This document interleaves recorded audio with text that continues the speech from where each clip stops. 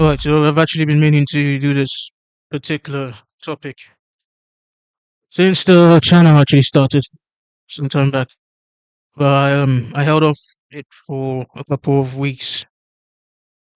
So essentially, this is a ranking system or a rating system which I developed, or which I have been actually working on for quite a while. And obviously it's called the five KCPs, which stands for Key Cornerstone Points of Football Development. Now, the reason why I did this was because in the coming weeks, I I plan on doing some videos which cover football history and football facts. Um, in relation to the different football confederations and the national teams, the clubs, and yeah, basically any football establishments which focuses on the sport. And I think the timing is quite good for me to do this, especially since next year's the World Cup. So much of my content would still focus on reacting to football news, but also I plan on now going towards covering football history as well. So yeah, what's the five KCPs? So essentially, there are five pillars which I developed to try and understand how certain football confederations, certain football clubs, football national teams, football associations, and federations kind of work, and also to help fans out there understand where a country's football development or where their football club is. So basically, this is a system which can be used at a macro level and at a micro level. And from this flowchart, you can see that you've got football history and international accolades, world class players, managers and legends, league structures, club infrastructure and stadiums, world football fame and reputation, plans and associations for development in the football world. So what I'm trying to point out is that each country, each confederation, which has its own place under FIFA and even outside FIFA too, because you have to remember that within FIFA there are I think there are six confederations, and there are also non-affiliated confederations too as well, which not a lot of people actually know. So yeah, my first mini series, which will be on a low budget, would cover that particular topic. So why am I doing this essentially? Well, it's like this. Most people, especially myself, grew up playing football, watching football from an early age. Um, I mean, I recall from my boy childhood days where uh I used to watch the World Cup and also used to watch the Premier League and in the early 2000s, especially where it really was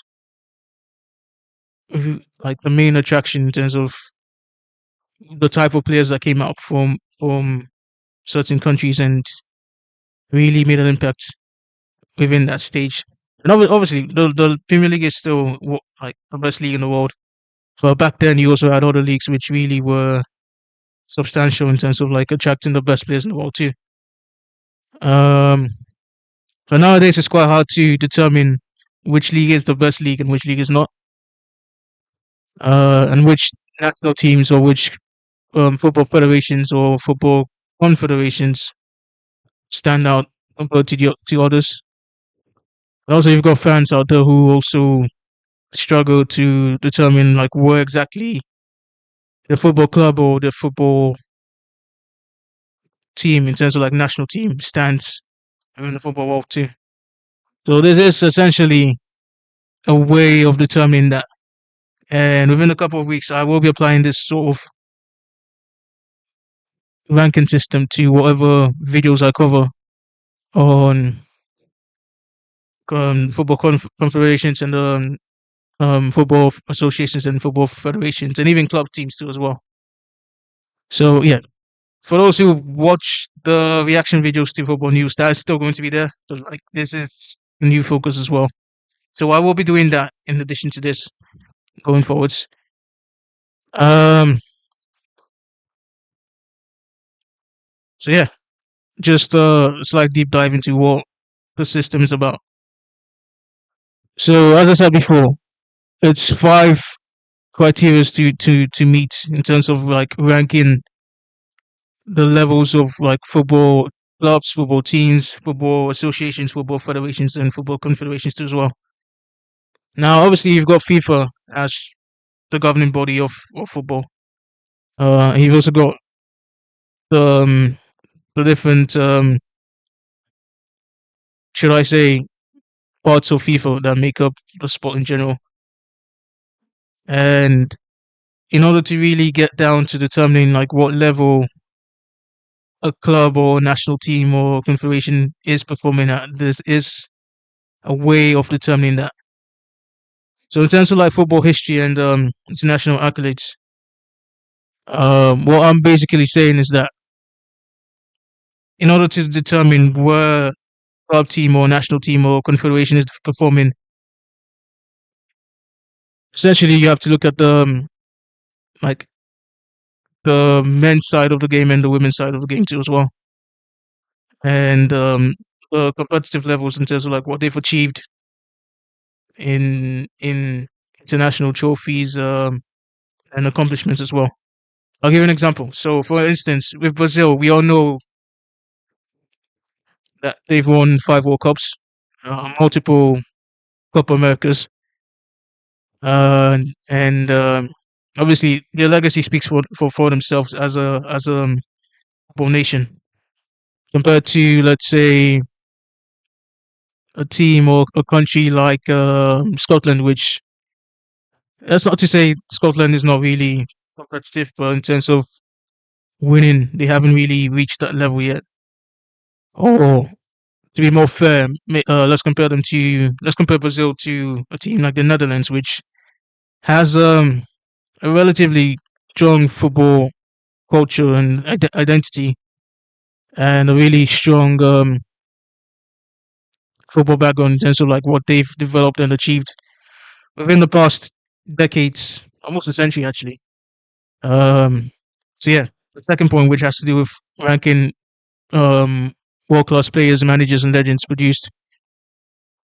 Now, yeah, at some point, most football fans would have to determine like key factors when considering if the country or the club is is from at a level where they can be considered to be competitive at, at a really top level.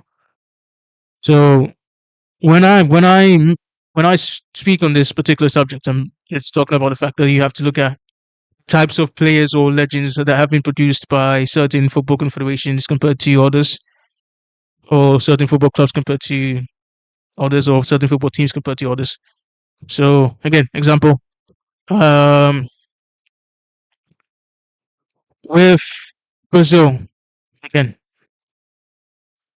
the they're basically like the country in itself is basically like a conveyor belt of like players and legends. So dating back to the 50s and even the early 1930s as well, where you've got players like Pele, Garrincha, um, Zico, Socrates, Romario, Ronaldo, Ronaldinho. The list goes on and on to the modern day generation as well. Whereas if you compare them to a country like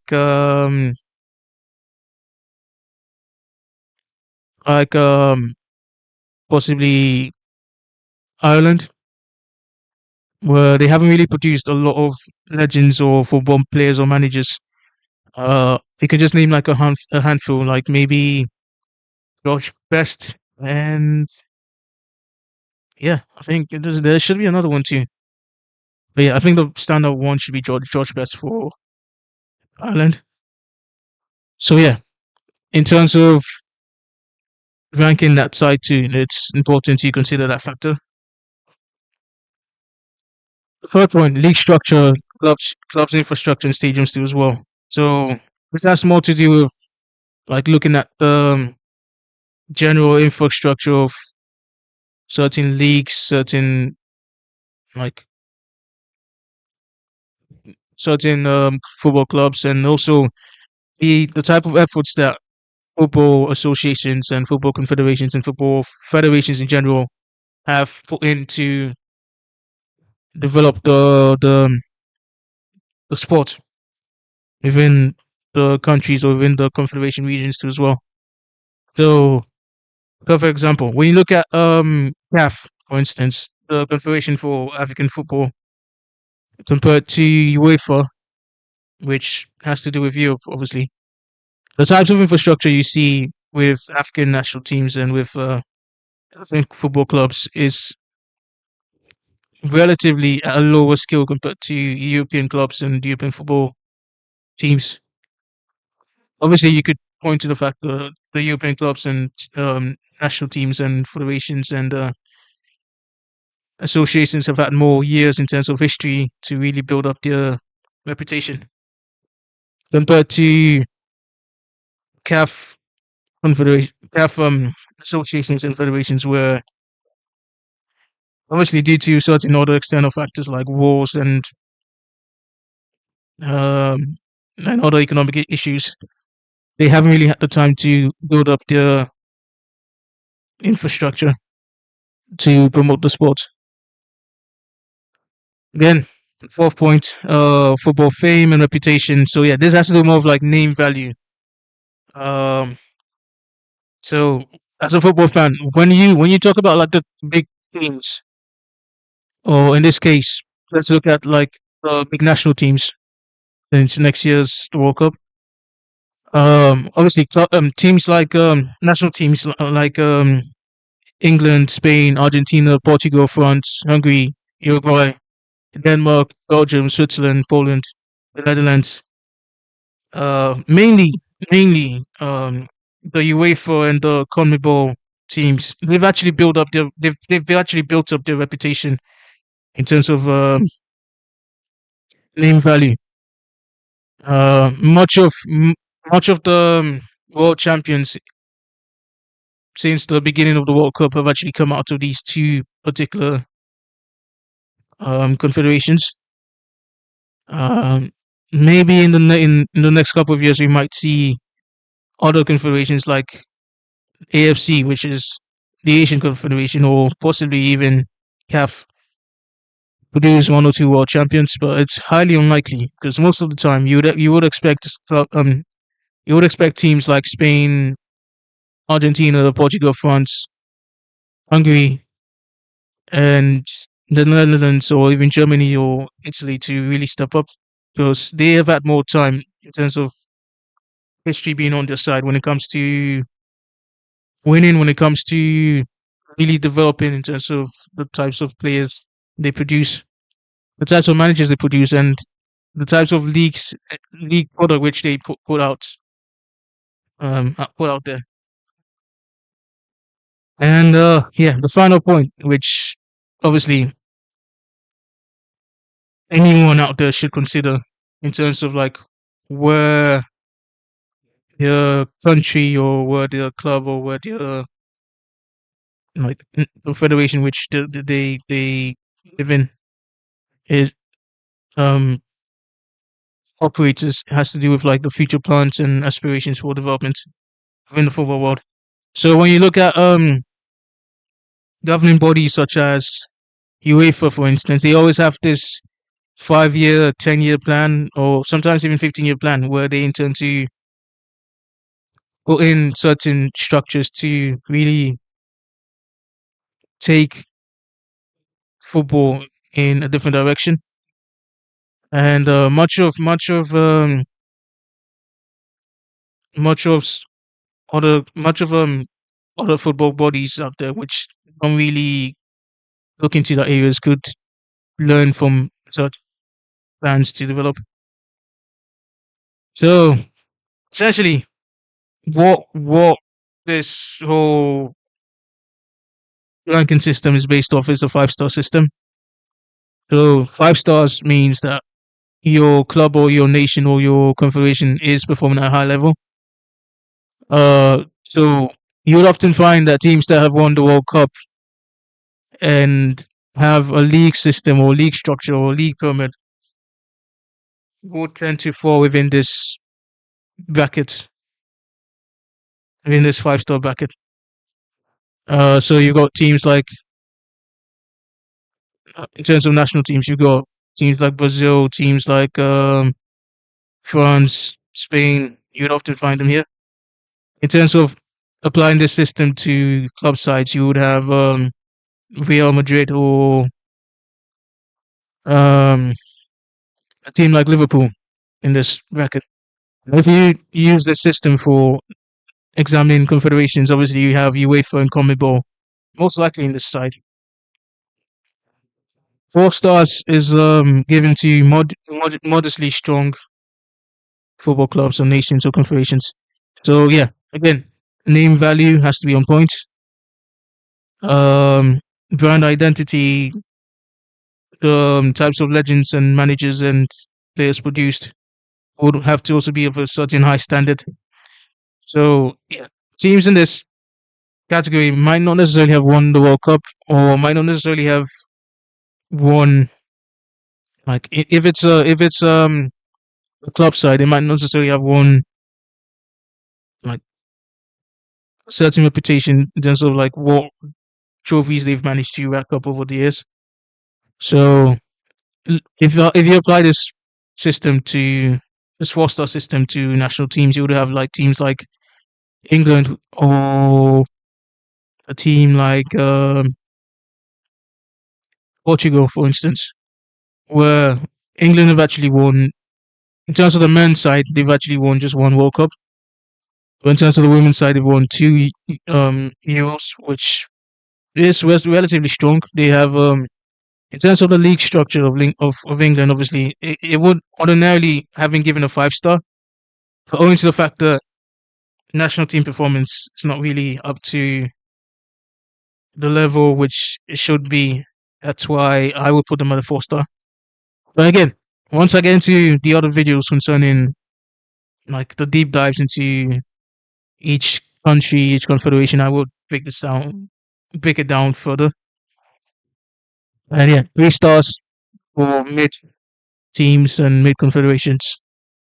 So usually, what happens is that if it's a confederation which has a 3-star, you would have um, certain countries or teams with certain name values which could use maybe one or two like marquee names or like really good players who somehow manage to make it to the top level. And they might not necessarily have like the proper infrastructure or the proper um, training facilities or management in place or resources in place to really take football within that set into the next level. So a good example of a confederation which might fall into this bracket would be CAF. That's the confederation for African football. Um, I would have said AFC as well, but like based on like what every with what most AFC football associations and football federations have managed to do within the past couple of years. When you look at countries like Qatar, Japan,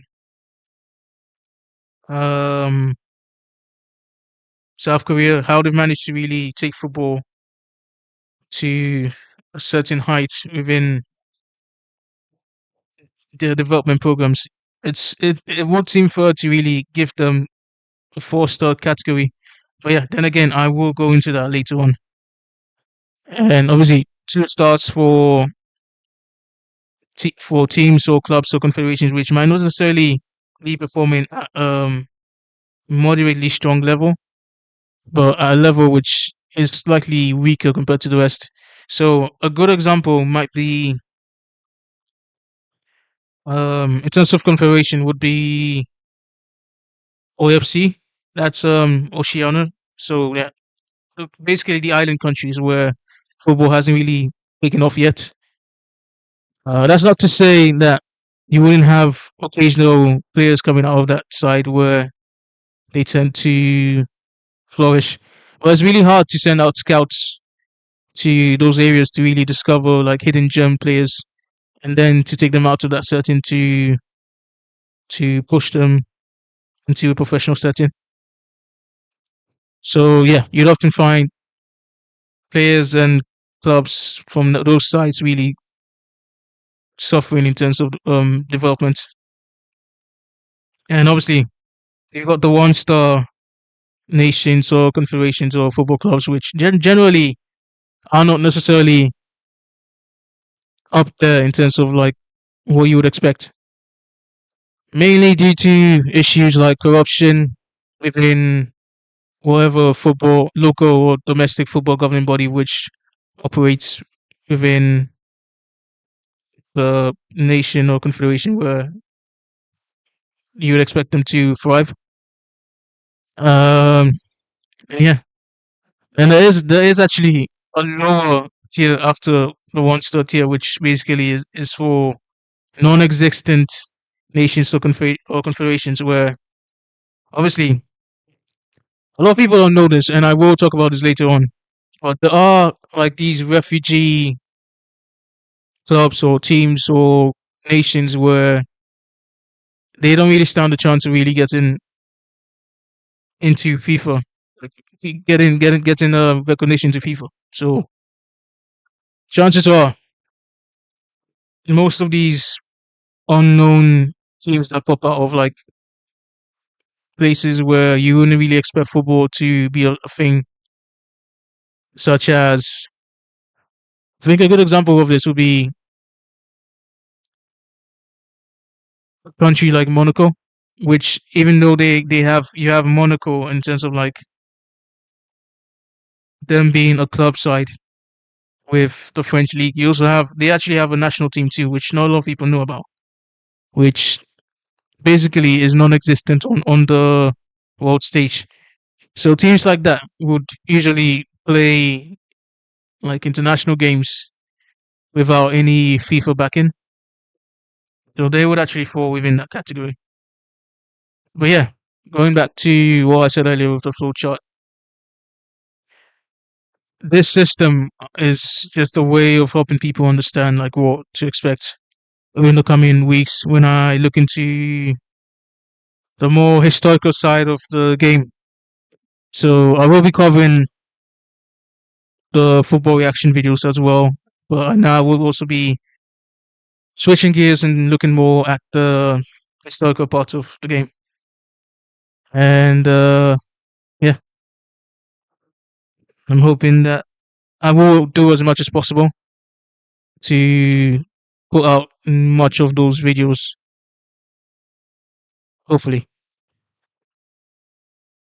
And yeah, yeah, just hopefully just takes off.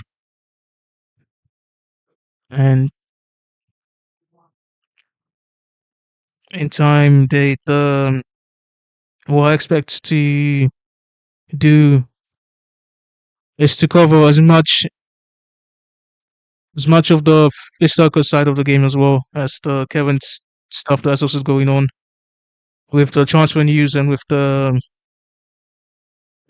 match results too.